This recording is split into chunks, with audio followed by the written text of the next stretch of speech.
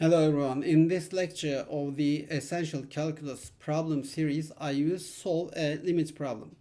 Limit as x approaches to 1 divided by absolute value of x minus 2 plus 1. Okay, first I check whether direct substitution is possible here.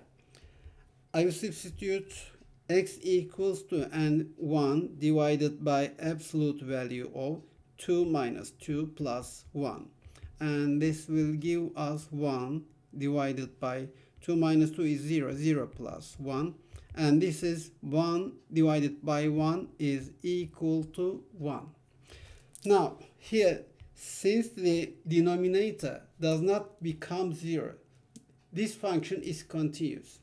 And even though there is an absolute value in this problem, we do not need to check one-sided limits because the function is continuous here. And the limit here is 1. And in the next video, I will solve this problem. Limit as x approaches to 0, x squared divided by absolute value of x. See you in the next video.